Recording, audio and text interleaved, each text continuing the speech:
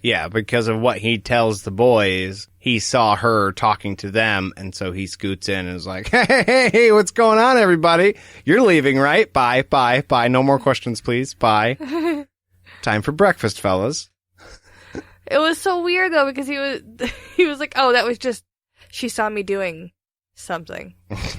Yeah, Ron's like, what were you doing? I won't tell. Right. That makes you look suspicious. Why would you say it that way? What do you think he was doing? I mean, how old is he?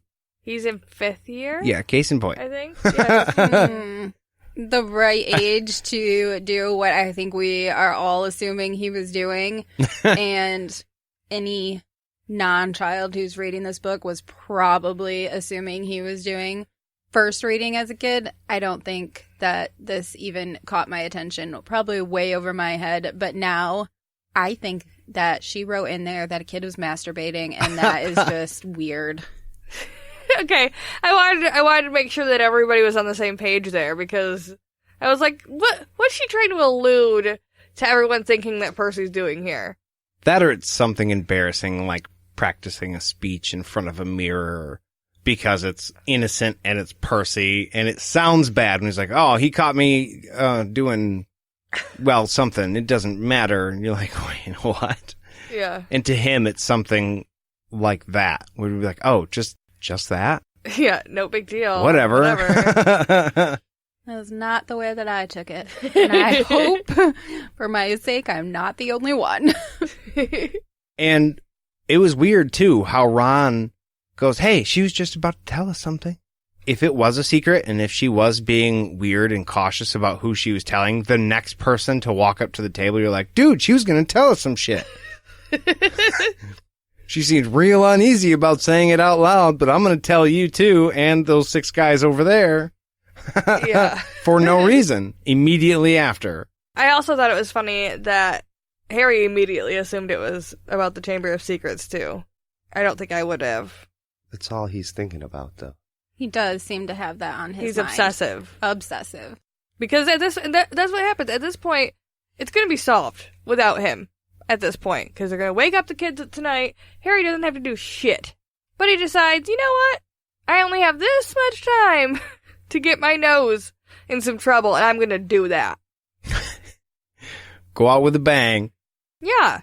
Lockhart's assuring them that Hagrid is guilty and patrols aren't needed, so Harry and Ron are like, yeah, for sure.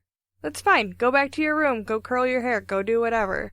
They separate from their class and take off, and I would think that at this point, there's so many kids acting weird in the Gryffindor house today that something's wrong. I would think that some of the normal kids would be like, what the fuck is going on? And get super suspicious about a lot of people quick. Right. Yeah. Oh, yeah.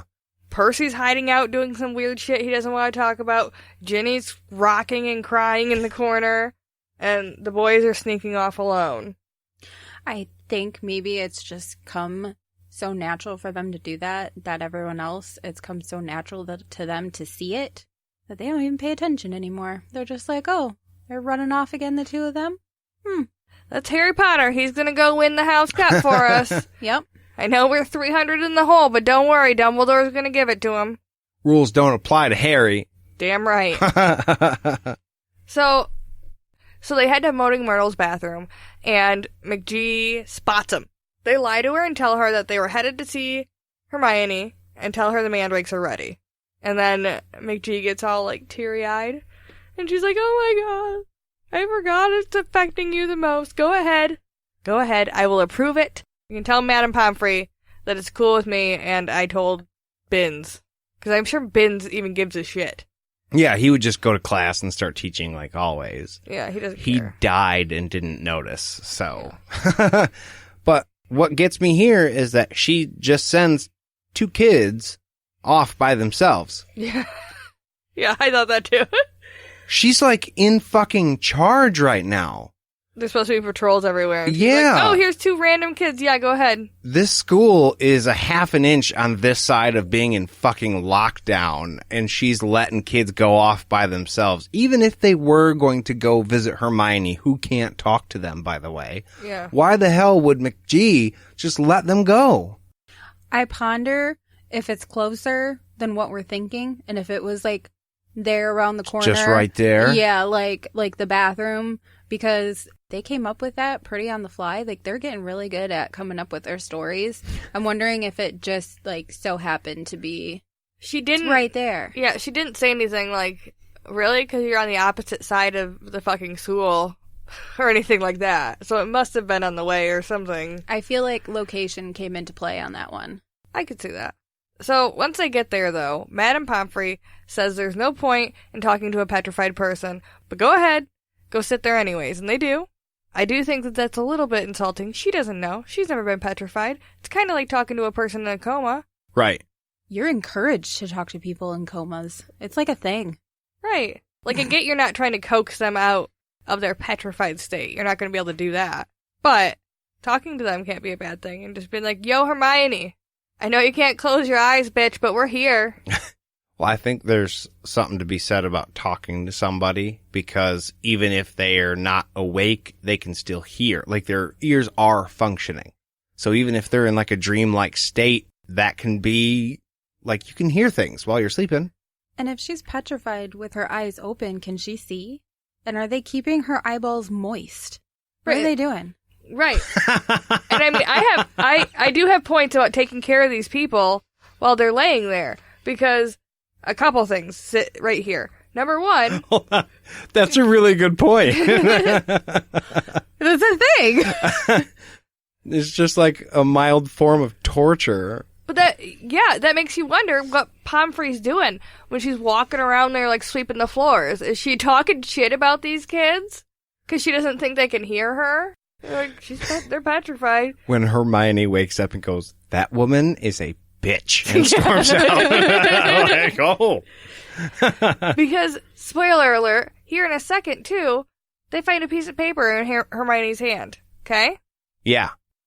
That means that nobody has, like, cleaned her or looked her over or done anything with her for, like, 2 months. They dumped her in a bed and left her there. Yeah. They gotta rotate these people. Bed sores. Come Right? on. That's what I'm thinking. Like, they haven't attended to this girl at all. Because Harry sat down and was like, there's a fucking paper in her hand. Yeah, it was right there. They were there for 3 whole seconds. Yeah. Hey, what's that? Although, I did want to note that they sit there and Ron is looking sadly at her face. And Harry is, like, doesn't give a shit. He's looking at her hand. He's trying to figure the riddle out. Aw. Yeah, it's another little moment Mhm. that I didn't catch before that kind of tells you He cares. Ron cares. Harry's a dick. Yeah. Heartless son of a bitch. You know what? That makes me want to drink. Yeah, it does, doesn't it? I think it's time for a beer break. All right. Well, tonight we are drinking the Austin Brothers Beer Company Woody Wheat Beer. Mhm. That was a lot of W's. It's an American-style wheat with a twist. Hints of orange peel and generous amounts of vanilla will hit both the nose and the palate. With medium body and light color, you can session this beer all year round. Serve our delicious Woody Wheat in a Weizen glass, which we don't have. So, Candidate. yeah. Yup. It's made in Alpena. Can't take glass on the river, so. Yeah. There's a boat on the Right, truck. that's what, yeah. Going on the list of river beers, then I take it? Yeah. It is pretty good. The orange and the vanilla throw me off because I didn't know that was in there until you read it. Mhm. And I was just like, man, so this is what wheat tastes like? Because what is that? Did you know where Alpena is? North? No. Look. Oh, it tells you on the can. Yeah, they have a little star. Like it's really here. cute. You don't know where this is. It's right here. That's very north. It's on the opposite side in north, so I've never ever been on that side. I've only maybe once or twice been on that side north in the Min. I do like how they put their address on the can. Like, hey, do you like this beer? This is where it comes from. Come here. Yeah. It's a family brewery. It says brothers make the best beer. I dig it. I like it. I'm definitely going to try. I know there's a couple more beers in the beer aisle at Meijer right now by the same brewer. They're IPAs. They are IPAs, and that's not our typical bag. Well, that's why we went with this one. Yes, and I'm happy. Yeah, I like it very, very much. I like it enough to where I will try one of the IPAs, and we'll see what the deal is. Okay. I will try it with you, I guess. But we're going to take a little break, and we'll be back right after this.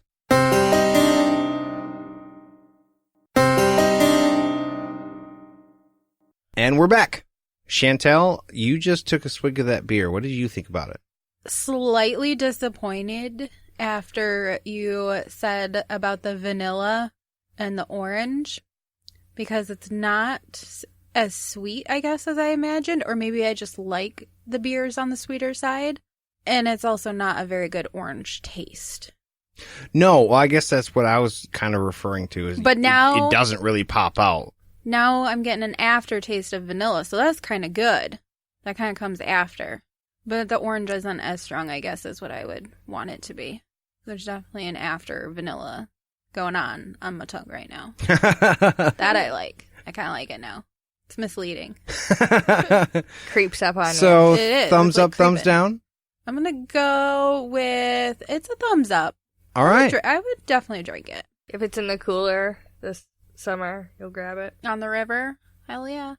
Awesome. So they pry the item out of Hermione's hand, and it takes some work because she's holding it really, really tight. Yeah. I thought they were going to say they they were worried about breaking her fingers, but they weren't. They were worried about ripping the paper. Wouldn't that be a thought, though? Yeah. How fragile is she? Yeah. If we break it off, can it go back on? They have Skullgrow. I think Madame Pomfrey she could accomplish that. I think it's more like rigor has set in, like when you die, and then if you wait too long, the body. I think that's what's happening here. Oh. She's like a statue, would probably break off. But since she's like a statue, she probably wouldn't scream. No. If she's not dead, though, would that mean she could feel it? Like, is she feeling them grabbing that thing out of her hand? That's creepy. You're just laying there and you can't do or say anything while somebody's messing with your hand. Well, it kind of goes back to Pomfrey's argument that it doesn't even matter that they're in there. I mean, I guess I personally think she could probably hear you. She might be able to even feel you grabbing something out of her hand, but it doesn't sound like her skin is regular skin. No, it's hard. You know, I don't think she could react or do anything about it, even if she can. Right. And lubricate the eyeballs. Right. Well, when they get the paper out of her hand, they realize it's a page from a library book. That's not a very Hermione thing to do, by the way. She ripped a page out of a book. Right. She didn't have paper and a quill anywhere. It's not like she had to rip this page out. Why couldn't she have copied this information down if it was important? My boys, being in elementary school, would say that is being a book bully and not a book lover. Right. And Hermione's a book lover. This doesn't make sense. Yeah, you would think somebody like Hermione, even in an emergency, take the whole book. Take the whole fucking thing. Right. This is one of those theories that were going around on one of the Harry Potter pages, that Hermione didn't rip the page out, that it was actually Draco Malfoy that ripped the page out of the book in the beginning of the movie when Harry is getting the books from Gilderoy. Before the boys walk out, Draco is standing there with a book, and he rips a page out and folds it and puts it in his pocket. The theory is that he was actually taking that page to give to them to figure out what the creature is. Why would Malfoy give hints to Harry? This is in the movie, This is the movie. first of all. Second of Yeah. all, this is also people who have, I believe this is a Draco Hermione thing. People like Draco and Hermione together. So they want to say that Draco doesn't give a fuck about Harry, but wants Hermione to be safe. Right. So he was giving her a heads up. Even though he called her Mudblood and joked about her dying. When you're... They're preteens, right? Right. The first move, if you like somebody, is your main. Yeah. Now, I think Malfoy doesn't have a real good handle on his feelings. So he's being really fucking mean.